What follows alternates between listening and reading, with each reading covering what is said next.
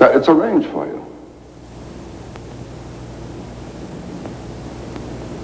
Are you ready for the oath? I am. The oath, gentlemen. I, Chadwick Weston, do swear in absolute faith that I shall reveal no secret of the brotherhood of the hell, that I shall respect my brothers and myself,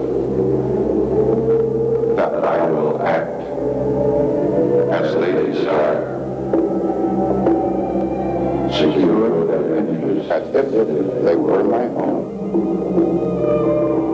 And I pledge this, my honor, my fortune, and my life.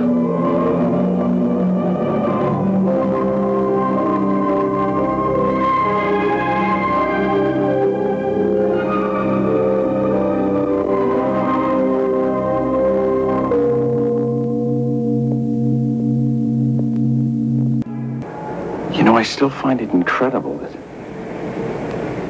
I could get anything I want. Anything a man could get with money, privilege, and the best connections. You know, it just occurred to me that we're part of the establishment now. Not part. The establishment.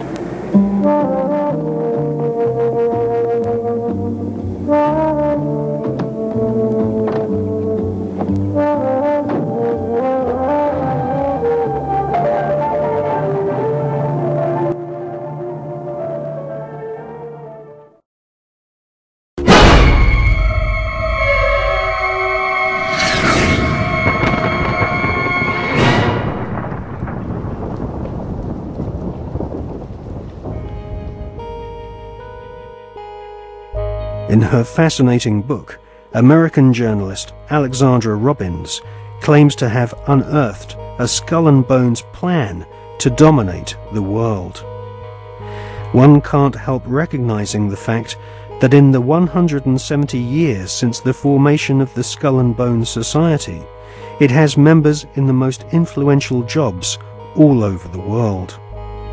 New initiates seem to fall effortlessly into high-paid jobs within banks, media organizations, government agencies, and huge corporations which earn vast profits from government defense contracts. Some researchers claim that all members agree to tithe their wealth over to the society, thus ensuring that their offspring will become future initiates of the Brotherhood of Death. The Skull and Bones Brotherhood of Death recruits members from America's billionaire aristocracy. Multiple generations of the Bush family have taken part in sick, satanically inspired rituals, along with members of wealthy families who are behind some of America's most famous brand names. Based on the rituals of the German Bavarian Illuminati, the Skull and Bones have approximately 900 members worldwide. George W. Bush has initiated 5 fellow Bonesmen to join his administration, including William Donaldson, who is head of the American Securities and Exchange Commission. Upon initiation into the Skull and Bones, candidates are told that they must forever deny their membership. The psychological mind programming and brainwashing which goes on inside the tomb can only be guessed at, as no Bonesman has ever broken the fraternity's rule of silence. Fellow students at Yale have often said that on the night of ceremonies, blood-curdling yells and shrieks can be heard from inside the tomb. Some say the initiates are forced to wrestle in mud and are even beaten. This technique has been used by the CIA and EST brainwashing organizations who seek to wear down the subject mentally and physically using a program of punishment and verbal abuse.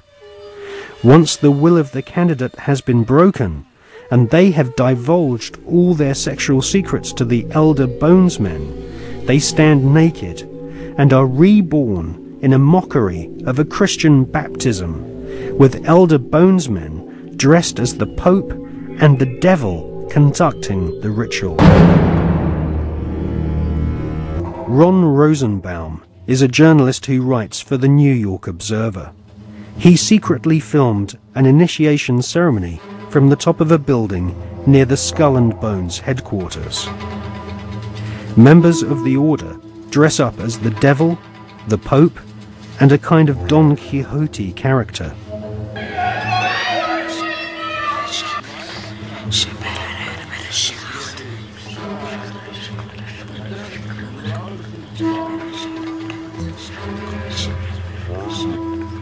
The Pope wears a white monogrammed slipper which rests upon a stone skull.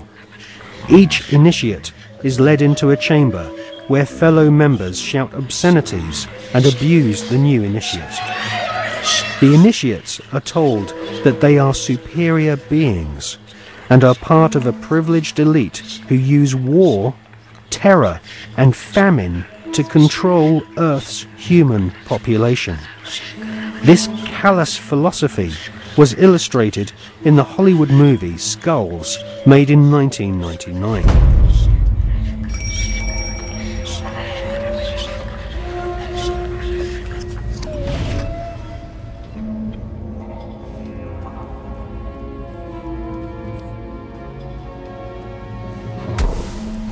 Over the years, there have been several break-ins at the tomb, which is the headquarters of the Skull and Bones at Yale University. The artifacts which have been found have included membership lists of another secret society which operates on the campus called the Scroll and Key. Now, it seems pretty obvious as we research this material that the Wolf's Head, Phi Beta Kappa, the Scroll and Key, and Skull and Bones are all different flavours of the same Bavarian Illuminati secret society.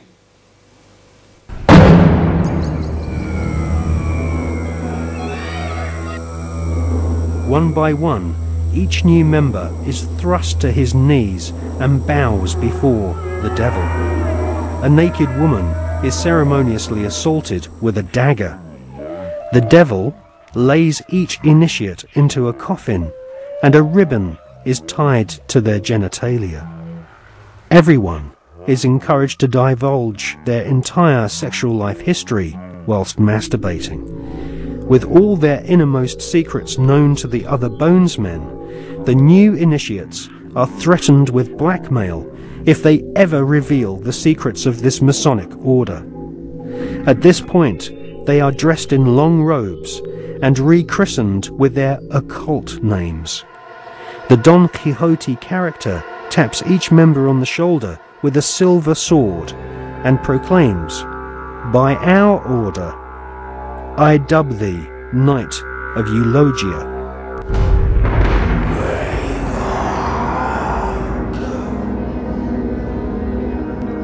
We can exclusively reveal that George Bush Sr.'s occult name is Magog, which is the name of the evil army commanded by Satan to visit Earth and destroy the kingdom of Christ.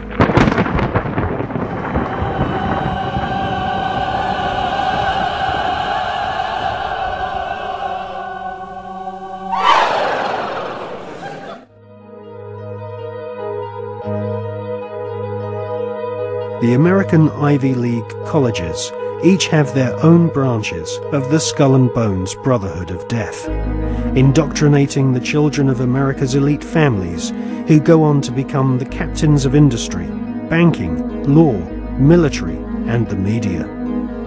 The epicenter of this elite cabal is Yale University. The last 3 presidents attended Yale, as did the terrorist expert Paul Bremer III, who governs Iraq for the Bush-Cheney Skull and Bones elite.